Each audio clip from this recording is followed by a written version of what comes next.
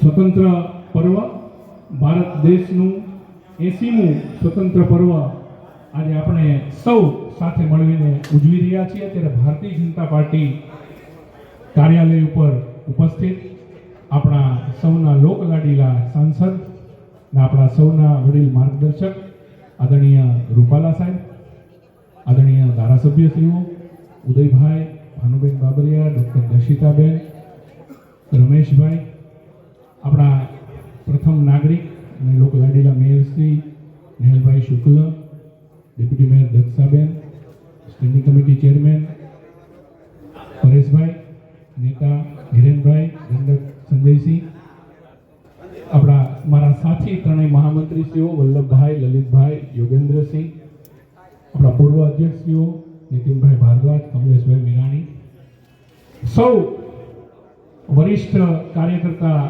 ભાઈઓ તથા બહેનો, આપ સર્વેને આજના 80મા સ્વતંત્રતા પર્વની હૃદયપૂર્વક શુભકામના આપું છું।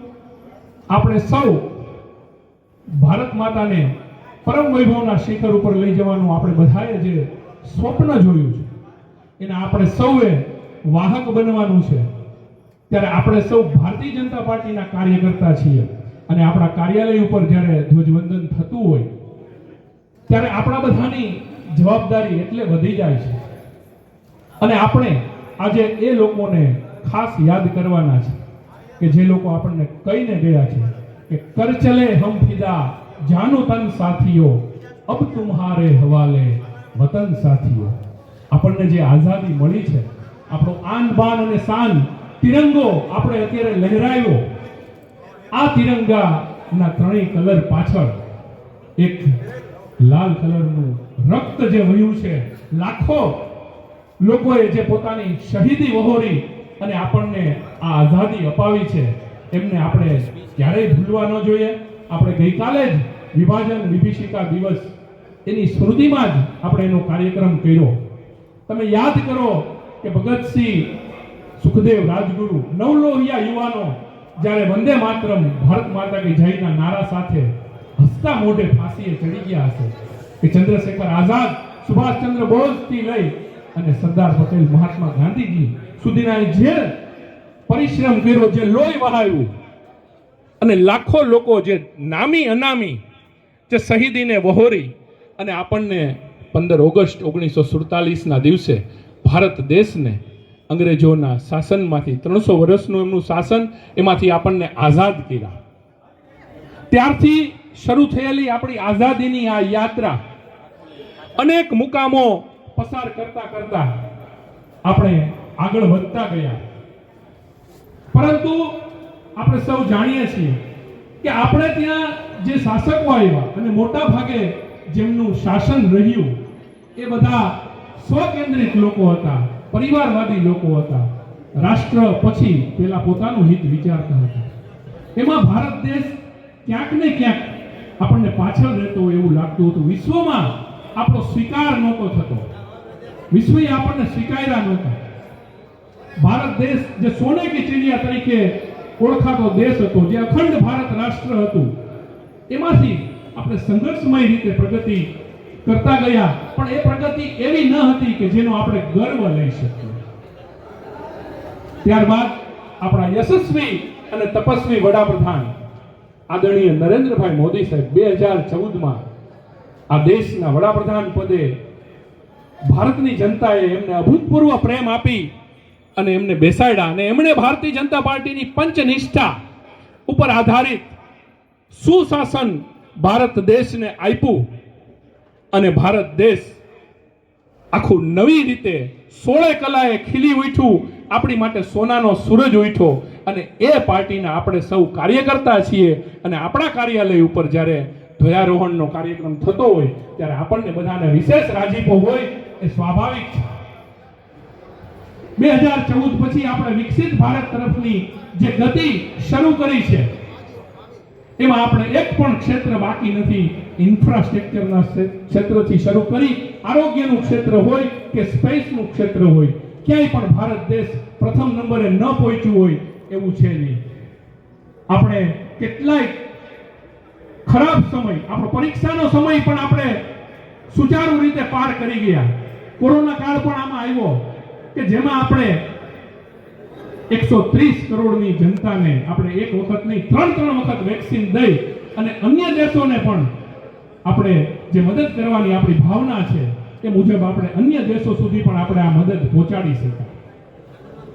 ત્યાંથી લઈ અને આપણે 2047 નું જે વિકસિત ભારતનું સ્વપ્ન નરેન્દ્રભાઈ મોદી સાહેબે જોયું છે અને એ જ રીતે આપણી જ્યાં રાજ્યોમાં સરકાર છે, ગુજરાતમાં ભૂપેન્દ્રભાઈ પટેલ મુખ્યમંત્રી શ્રી અને નાયબ મુખ્યમંત્રી શ્રી હર્ષભાઈ સંઘવીની આપણી જે સરકાર છે એ પણ આ જ કાર્ય કરી રહી છે. આપણને પંડિત દીનદયાળજીએ જે એકાત્મ માનવવાદ શીખવાડ્યો એને આપણે ક્યારેય ભૂલ્યા નથી. આપણે આપણો ભવ્ય વારસો, આપણો સાંસ્કૃતિક રાષ્ટ્રવાદ આપણે સતત યાદ રાખી અને આપણે એ મુજબ કાર્ય કરી રહ્યા છે. માટે આપણે અંત્યોદય સુધી પહોંચ્યા છીએ. આપણું જે સ્વપ્ન હતું કે છેવાડાના માનવી સુધી સુવિધાઓ પહોંચાડવી, તો આપણી સરકારની તમામ યોજનાઓ ગરીબો, વંચિતો, શોષિતો થી શરૂ કરી અને એક એક વ્યક્તિને આવરી લે છે. આપણે 80 કરોડ લોકોને કોરોના કાળથી અનાજ પૂરું પાડી રહ્યા છે. આ આપણું ભારત છે અને આ વિકસિત ભારત આજે જે થઈ રહ્યું છે ત્યારે વિશ્વમાં આપણે વિશ્વગુરુ બનવા તરફ જઈ રહ્યા છીએ. અને આપણે આપણો જેમ કોરોના કાળમાં આપણે આપણા રુજુ હૃદયનો અનુભવ દુનિયાને કરાવ્યો, એવી જ રીતે આપણે સર્જિકલ સ્ટ્રાઇકમાં એ પણ બતાવી દીધું કે ये नया भारत है, ये घर में घुसेगा भी और मारेगा भी. આપણે તાકાત પણ આપણી બતાવી અને આપણી મૃદુશીલતા પણ આપણે બતાવી. આ નવું ભારત છે અને આ નવા ભારતના આપણે સૌએ વાહક બનવાનું છે. અને 2047માં જે વિકસિત ભારતનો જે સંકલ્પ આપણે સૌએ લીધો છે અને એ મુજબ આપણી ભારતીય જનતા પાર્ટીની સરકાર જે ગતિ કરી રહી છે નરેન્દ્રભાઈ મોદી સાહેબના માર્ગદર્શન હેઠળ આપણે જે નિર્ણયો લઈ રહ્યા છીએ એક પછી એક, એને કારણે આજે વિશ્વ આપણને સ્વીકારતું થયું છે. વિશ્વના દેશો આપણા વડાપ્રધાનને બોલાવી અને એમના દેશનું સર્વોચ્ચ માન સન્માન એમને આપી રહ્યું છે. આનાથી વિશેષ સ્વતંત્રતાની ખુશાલી આપણી માટે શું હોઈ શકે? પરંતુ નાગરિક તરીકે, ભારતીય જનતા પાર્ટીના સનિષ્ઠ કાર્યકર્તા તરીકે આપણા સૌની પણ ફરજ બને છે કે આપણે આ મહાયજ્ઞમાં આપણે બધા પણ વાહક બનીએ. તો આપણે કંઈક ને કંઈક સંકલ્પ આજના દિવસે કરીએ. સ્વતંત્રતા પર્વનો આવો રૂડો અવસર છે. આપણે બીજો કઈ સંકલ્પ ન કરીએ તો કંઈ નહીં, પરંતુ આપણે જે આપણી પદ્ધતિ છે कि पथ का अंतिम लक्ष्य नहीं है सिंहासन चढ़ते जाना, सब समाज को साथ ले आगे है बढ़ते जाना. આ આપણે પ્રક્રિયા મુજબ બધાને સાથે લઈ અને આપણે ચાલીએ, આપણે વિકાસની યાત્રાને આગળ વધારીએ. અને આપણે એક નાનો સંકલ્પ રાજકોટ માટે, આપણે સૌ રાજકોટના રહેવાસી છીએ, તો આપણે નાનો સંકલ્પ રાજકોટ માટે લઈએ કે જે નરેન્દ્રભાઈ મોદીનું સ્વપ્ન છે કે સ્વચ્છ ભારત, સ્વસ્થ ભારત.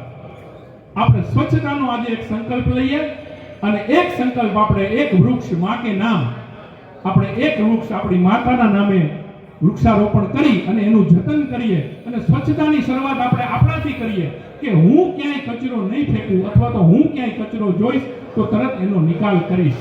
આટલાથી આપણે જો શરૂઆત કરીશું તો પહેલા આપણે રાજકોટને સ્વચ્છ બનાવીશું, ગુજરાત સ્વચ્છ બનશે, ભારત દેશ સ્વચ્છ બનશે અને તો આપણે વિકસિત રાષ્ટ્ર તરફની આપણી જે ગતિ છે એ આપણે ઝડપથી જઈ શકીશું. આજના દિવસે આપ સર્વે અહીંયા હાજર છો. આપણે સરસ મજાનું સ્વતંત્રતા પર્વ ઉજવી રહ્યા છીએ. આટલું શીર્ષસ્થ નેતૃત્વ મારી સામે ઊભું છે કે જેમને અનેક વખત રૂપાલા સાહેબને તો હું સાવ નાનો હતો ત્યારથી ધ્વજારોહણ કરાવતા જોઈ રહ્યો છું. એમની સામે આજે ભારતીય જનતા પાર્ટી મેં કહ્યું ને કાર્યકર્તાઓની પાર્ટી છે.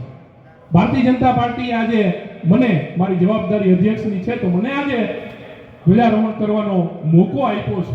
એ માટે હું પાર્ટીના શીર્ષસ્થ નેતૃત્વનો અત્યંત આભારી છું.